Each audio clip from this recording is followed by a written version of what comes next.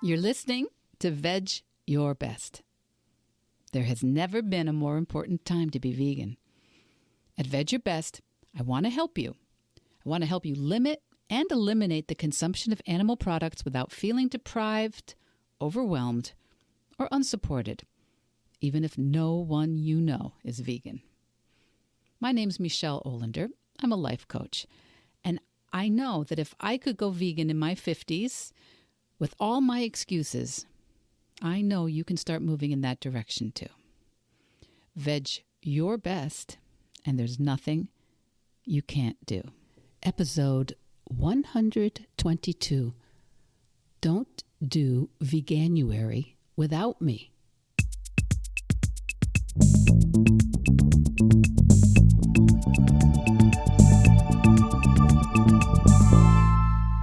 So, Happy New Year, Veg Heads, all my Veg Your Besties. Happy New Year. And I'm kind of glad to know that this podcast episode is dropping on January 3rd. January 3rd, a couple of days into the new year. Because for some of us, resolutions are already being dropped. What was that sound? Is that the sound of my resolution being ignored, reconsidered, or regretted? And of course, bunches of us didn't set any resolutions. And it's interesting because what I have seen very, very clearly in my work, really clearly, is that the world is quite divided on the topic of resolutions. And it's actually why I'm making an offer at the end of this podcast. And we'll talk about that in a minute. But it's because I have noticed this vaguely in the past, but I'm really getting a strong sense of it this year because of all these New Year old me memes, etc. There is a revolution against resolutions. And I think it's because, not that there's anything wrong with resolutions, but it's because so many of us use the idea of a resolution against ourselves. We pick a goal.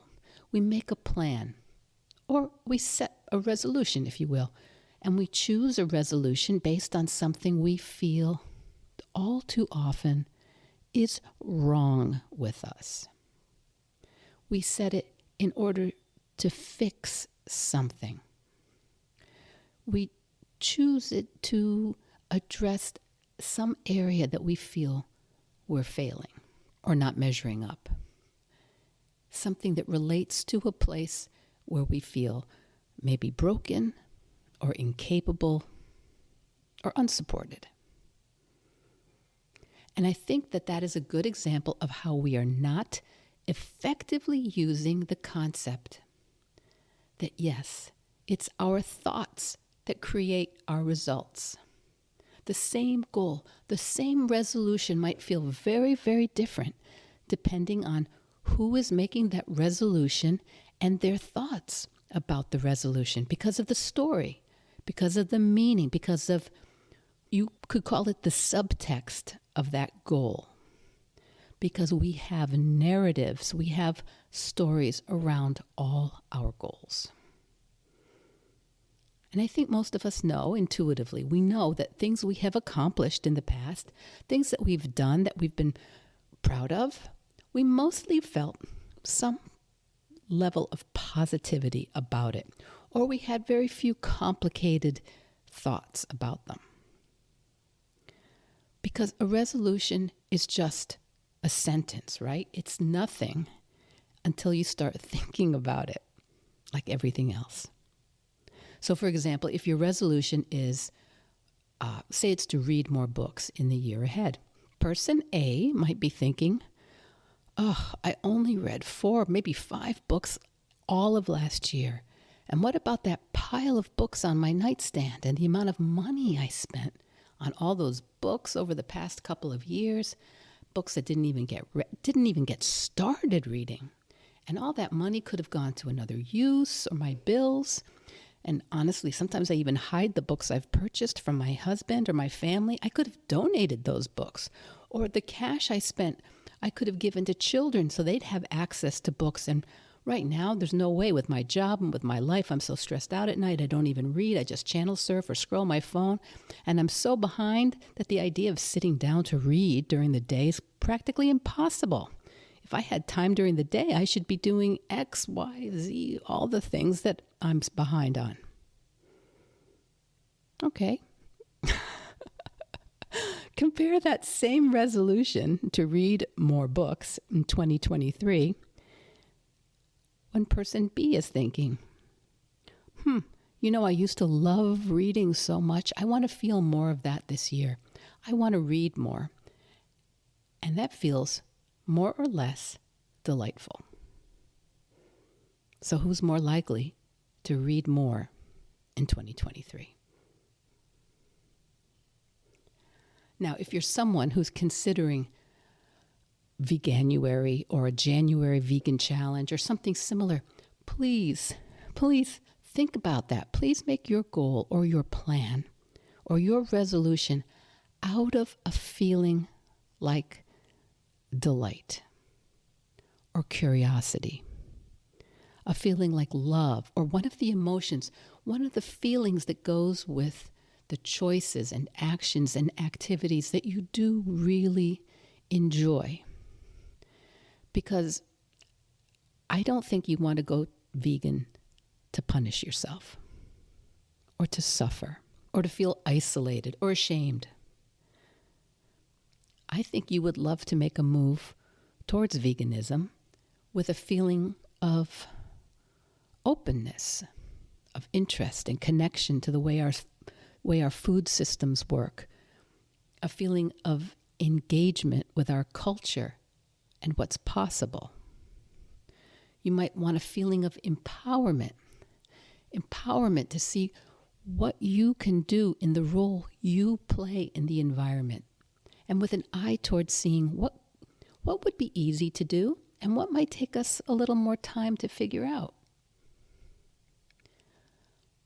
Whatever goal you make, from now until the end of time, I encourage you to look for what lights you up, to look for what excites you, what feels like play, and also what makes you feel creative and powerful and protective. You don't need relief from feelings like play and power and protecting others, connection and love. When we make resolutions or goals to address our feelings of shame or of incompetence, and when we set resolutions to fix us or to address all the self-critical shoulds that are going through our brains, well, in those cases, most of us can only white-knuckle or willpower ourselves through that for so long. Just for so long, until we need or really want relief, until we throw it all in and we only want to check out and numb ourselves. If you want to make a resolution, if you did already make a resolution this year, and whether that resolution is Veganuary or any other plan, please look for the delight and the excitement and the game. Really, the game. We've talked about that on the podcast many times. And right now, do you remember Mary Poppins? Anybody? Mary Poppins? In any job that must be done, there is an element of fun. You find the fun and snap, the job's a game. And every task you undertake becomes a piece of cake, a lark, a spree. It's very clear to see. Okay, I can't sing with my post-flu voice that you may be able to hear. I am feeling better if you're worried about me. But while I don't recommend sugar, a spoonful of sugar, as Mary Poppins did, I don't recommend that to my clients or to you, my Vedge bestie. But I do recommend that any goal you have, any resolution you set, I recommend that you connect it with the sweetness of life in one way or another. the sweetness of your life, the sweetness of life on this planet, the sweetness of each life that gets born. And I get it. I get it if you say, Michelle, I would love to set a fun, exciting, sweet goal or resolution, but I don't think you understand. My health is at stake. I don't have options about a fun resolution. And I get that. I've talked to many people like this, and I would say in this case, yeah, it's even more important. It's actually essential that you find out why you want to make that health change. It's essential to find out why you do want that connection, why addressing your health issue is something you want to do out of love and connection to the sweetness of life.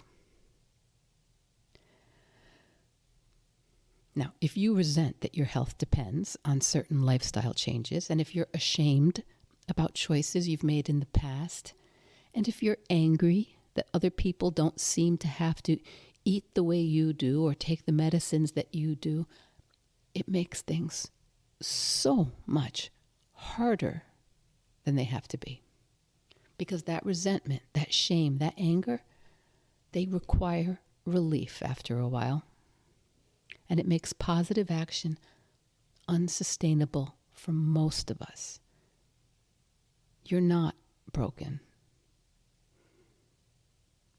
So the greeting is Happy New Year. Have you heard that one? Happy New Year. It's not self-punishing and self-loathing New Year.